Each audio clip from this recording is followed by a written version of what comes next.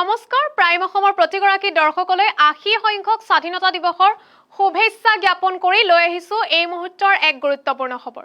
আজি ৮০ সংখ্যক স্বাধীনতা দিৱস উপলক্ষে খানাপাৰাৰ পতাকা উত্তোলন সমাৰোহত মুখ্যমন্ত্ৰী ডক্টৰ হিমন্ত বিশ্ব শৰ্মাই কৰিলে কেইবাটাও গুৰুত্বপূৰ্ণ ঘোষণা।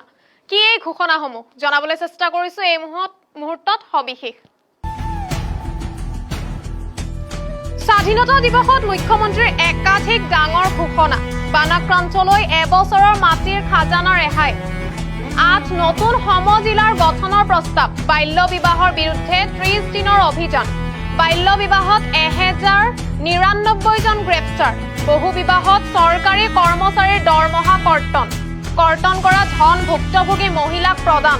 ২ ডিচেম্বৰৰ পৰা পুনৰ মিছন বসুন্ধৰা।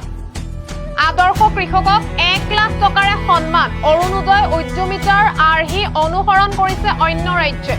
এই মুহূৰ্তত জনাই যাবলৈ চেষ্টা কৰিছো প্ৰতিগৰাকী দৰ্শকক।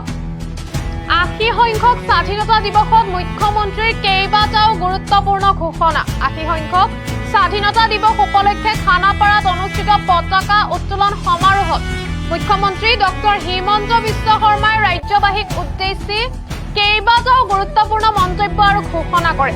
বানপীড়িত পৰিয়াললৈ সকাহৰ পৰা আৰম্ভ কৰি নতুন সমজিলা গঠন, বাল্য বিবাহৰ বিৰুদ্ধে কঠোৰ অভিযান, চৰকাৰী কৰ্মচাৰীৰ বহু বিবাহৰ ক্ষেত্ৰত শাস্তিমূলক ব্যৱস্থা, বিভিন্ন বিষয়ত গুৰুত্বপূৰ্ণ বাৰ্তা দিলে মুখ্যমন্ত্ৰীগৰাকীয়ে। শিৱসাগৰ, চৰাইদেউ আৰু যোৰহাটৰ বানাক্ৰান্ত পৰিয়াললৈ বিশেষ সকাহ ঘোষণা কৰে মুখ্যমন্ত্ৰীয়ে। এই ৩খন জিলাৰ বানপীড়িত পৰিয়ালক এবছৰৰ বাবে মাটিৰ খাজনা ৰেহাই দিয়াৰ কথা ঘোষণা কৰে ডক্টৰ হিমন্ত বিশ্ব শৰ্মাই। ইফালে বিগত এটা দশকত অসমৰ উন্নয়নৰ গতিক লৈও মন্তব্য মুখ্যমন্ত্ৰী। যোৱা ১০ বছৰত অসমৰ বিকাশে এক নতুন গতি লাভ কৰিছে বুলি উল্লেখ কৰে মুখ্যমন্ত্ৰীগৰাকীয়ে।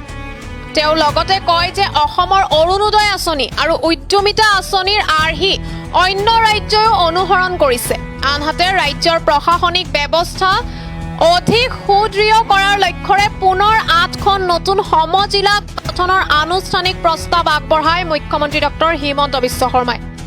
কমলপুৰ, বৰমপুৰ, ৰঙানদী, চিচিবৰগাঁও, খুমটাই, বৰখলা আৰু চাবুৱা লাহোৱালক নতুন সমজিলা হিচাপে গঠনৰ প্ৰস্তাৱৰ কথা ঘোষণা কৰে মুখ্যমন্ত্ৰীয়ে। বাল্য বিবাহত অভিযুক্ত ১,০৯৯ জন লোকক গ্ৰেপ্তাৰ কৰা হৈছে বুলিও উল্লেখ কৰে তেওঁ। আগন্তুক ৩০ দিন বাল্য বিবাহৰ বিৰুদ্ধে অধিক তীব্ৰ অভিযান চলাবলৈ আৰক্ষীক নিৰ্দেশ দিছে মুখ্যমন্ত্ৰীয়ে। সমাজৰ পৰা বাল্য বিবাহ নিৰ্মূল কৰাৰ বাবে আৰক্ষী প্ৰশাসনক অধিক সক্ৰিয় হোৱাৰ আহ্বান জনায়। ইফালে চৰকাৰী কৰ্মচাৰীৰ বহু বিবাহৰ ক্ষেত্ৰতো কঠোৰ ব্যৱস্থাৰ ঘোষণা কৰে মুখ্যমন্ত্ৰীয়ে। চৰকাৰী কৰ্মচাৰী বহু বিবাহত লিপ্ত হলে ২০% দৰমহা কৰ্তন কৰা হ'ব বুলি ঘোষণা কৰিছে মুখ্যমন্ত্ৰীগৰাকীয়ে। কৰ্তন কৰা এই ২০% দৰমহা ভুক্তভোগী মহিলাক মাহে মাহে প্ৰদান কৰাৰ ব্যৱস্থাৰ কথা উল্লেখ কৰে মুখ্যমন্ত্ৰীয়ে। ইফালে অহা ২ ডিচেম্বৰৰ পৰা পুনৰ মিছন বসুন্ধৰা আৰম্ভ কৰাৰ কথাও ঘোষণা কৰে মুখ্যমন্ত্ৰী ডক্টৰ হিমন্ত বিশ্ব শৰ্মাই। কৃষি খণ্ডৰ বাবেও স্বাধীনতা দিৱসৰ মঞ্চৰ পৰাই বিশেষ ঘোষণা মুখ্যমন্ত্ৰীৰ। ৰাজ্যৰ আদৰ্শ কৃষকসকলক নগদ ১ লাখ টকাকৈ প্ৰদান কৰি সন্মান জনোৱাৰ ঘোষণা কৰে তেওঁ। অৰ্থাৎ স্বাধীনতা দিৱসৰ এই বিশেষ অনুষ্ঠানৰ মঞ্চৰ পৰাই বানপীড়িতলৈ সকাহ, প্ৰশাসনিক সংস্কাৰ, সামাজিক সমস্যা নিৰ্মূল আৰু কৃষকৰ সন্মান বিভিন্ন ক্ষেত্ৰ সামৰি একাধিক গুৰুত্বপূৰ্ণ ঘোষণা কৰিলে মুখ্যমন্ত্ৰী ডক্টৰ হিমন্ত বিশ্ব শৰ্মাই। পুনৰ জনাইছো এই মুহূৰ্তৰ এক গুৰুত্বপূৰ্ণ খবৰ। আজি ৮০ সংখ্যক স্বাধীনতা দিৱসত মুখ্যমন্ত্ৰীৰ কেইবাটাও গুৰুত্বপূৰ্ণ ঘোষণা। বানাক্ৰান্তলৈ এবছৰৰ মাটিৰ খাজনা ৰেহাই। ৮ নতুন সমজিলাৰ গঠনৰ প্ৰস্তাৱ। বাল্য বিবাহৰ বিৰুদ্ধে ৩০ দিনৰ অভিযান। বাল্য বিবাহত ১,০৯৯ জন গ্ৰেপ্তাৰ। বহু বিবাহত চৰকাৰী কৰ্মচাৰীৰ দৰমহা কৰ্তন কৰা ধন ভুক্তভোগী মহিলাক প্ৰদান। ২ ডিচেম্বৰৰ পৰা পুনৰ মিছন বসুন্ধৰা। আদৰ্শ কৃষকক ১ লাখ টকাৰে সন্মান। অৰুণোদয় উদ্যমিতাৰ আৰ্হি অনুসৰণ কৰিছে অন্য ৰাজ্যই। আজি ৮০ সংখ্যক স্বাধীনতা দিৱস উপলক্ষে খানাপাৰাত অনুষ্ঠিত পতাকা উত্তোলন সমাৰোহত মুখ্যমন্ত্ৰী ডক্টৰ হিমন্ত বিশ্ব শৰ্মাই ৰাজ্যবাসীক উদ্দেশ্যি কেইবাটাও গুৰুত্বপূৰ্ণ ঘোষণা কৰে। বানপীড়িত পৰিয়াললৈ সকাহৰ পৰা আৰম্ভ কৰি নতুন সমজিলা গঠন, বাল্য বিবাহৰ বিৰুদ্ধে কঠোৰ অভিযান, চৰকাৰী কৰ্মচাৰীৰ বহু বিবাহৰ ক্ষেত্ৰত শাস্তিমূলক ব্যৱস্থা, বিভিন্ন বিষয়ত গুৰুত্বপূৰ্ণ বাৰ্তা দিলে মুখ্যমন্ত্ৰীগৰাকীয়ে। শিৱসাগৰ, চৰাইদেউ আৰু যোৰহাটৰ বানাক্ৰান্ত পৰিয়াললৈ বিশেষ সকাহ ঘোষণা কৰে মুখ্যমন্ত্ৰীয়ে। এই তিনিখন জিলাৰ বানপীড়িত পৰিয়ালক এবছৰৰ বাবে মাটিৰ খাজনা ৰেহাই দিয়াৰ কথা ঘোষণা কৰে ডক্টৰ হিমন্ত বিশ্ব শৰ্মাই।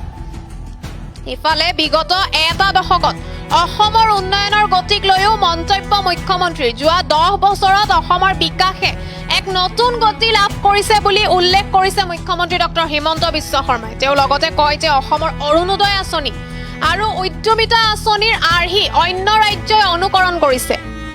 আনহাতে ৰাজ্যৰ প্ৰশাসনিক ব্যৱস্থা অধিক সুদৃঢ় কৰাৰ লক্ষ্যৰে পুনৰ 8খন নতুন সমজিলা গঠনৰ আনুষ্ঠানিক প্ৰস্তাৱ আগবঢ়ায় মুখ্যমন্ত্ৰী ডক্টৰ হিমন্ত বিশ্ব শৰ্মাই। কমলপুৰ, বৰমপুৰ, ৰঙানদী, চিচিবৰগাঁও, খুমটাই, বৰখলা আৰু চাবুৱা লাহোৱালক নতুন সমজিলা হিচাপে গঠনৰ প্ৰস্তাৱৰ কথা ঘোষণা কৰে মুখ্যমন্ত্ৰীয়ে। বাল্য বিবাহৰ বিৰুদ্ধেও মুখ্যমন্ত্ৰীৰ কঠোৰ বাৰ্তা। যোৱা 5 বছৰত ৰাজ্যত 12,196 বাল্য বিবাহৰ গোচৰ ৰুজু হোৱা বুলি সদৰি কৰে মুখ্যমন্ত্ৰীয়ে। বাল্য বিবাহত অভিযুক্ত 1099 জন লোকক গ্ৰেপ্তাৰ কৰা হৈছে বুলি উল্লেখ কৰে তেওঁ। আগন্তুক 30 দিন বাল্য বিবাহৰ বিৰুদ্ধে অধিক তীব্ৰ অভিযান চলাবলৈ আৰক্ষীক নিৰ্দেশ দিছে মুখ্যমন্ত্ৰীয়ে। সমাজৰ পৰা বাল্য বিবাহ নিৰ্মূল কৰাৰ বাবে আৰক্ষী প্ৰশাসনক অধিক সক্ৰিয় হোৱাৰ আহ্বান জনায়। ইফালে চৰকাৰী কৰ্মচাৰীৰ বহু বিবাহৰ ক্ষেত্ৰতো কঠোৰ ব্যৱস্থাৰ ঘোষণা কৰে মুখ্যমন্ত্ৰী হিমন্ত বিশ্ব শৰ্মাই। চৰকাৰী কৰ্মচাৰী বহু বিবাহত লিপ্ত হলে 20% দৰমহা কৰ্তন কৰা হ'ব বুলি ঘোষণা কৰে তেওঁ। হয়, চৰকাৰী কৰ্মচাৰী বহু বিবাহত লিপ্ত হলে 20% দৰমহা কৰ্তন কৰা হ'ব। কৰ্তন কৰা এই শতাংশ দৰমহা ভুক্তভোগী মহিলাক মাহে মাহে প্ৰদান কৰাৰ ব্যৱস্থাৰ কথা উল্লেখ কৰে মুখ্যমন্ত্ৰীয়ে। ইফালে অহা 2 ডিচেম্বৰৰ পৰা পুনৰ মিছন বসুন্ধৰা আৰম্ভ কৰাৰ কথাও ঘোষণা কৰে মুখ্যমন্ত্ৰী ডক্টৰ হিমন্ত বিশ্ব শৰ্মাই। কৃষি খণ্ডৰ বাবেও স্বাধীনতা দিৱসৰ মঞ্চৰ পৰা বিশেষ ঘোষণা মুখ্যমন্ত্ৰীৰ। ৰাজ্যৰ আদৰ্শ কৃষকসকলক নগদ 1 লাখ টকাকৈ প্ৰদান কৰি সন্মান জনোৱাৰ ঘোষণা কৰে তেওঁ। অৰ্থাৎ স্বাধীনতা দিৱসৰ এই বিশেষ অনুষ্ঠানৰ মঞ্চৰ পৰাই বানপীড়িতলৈ সকাহ, প্ৰশাসনিক সংস্কাৰ, সামাজিক সমস্যা নিৰ্মূল আৰু কৃষকৰ সন্মান বিভিন্ন ক্ষেত্ৰ সামৰি একাধিক গুৰুত্বপূৰ্ণ হিত ঘোষণা কৰিলে মুখ্যমন্ত্ৰী ডক্টৰ হিমন্ত বিশ্ব শৰ্মাই।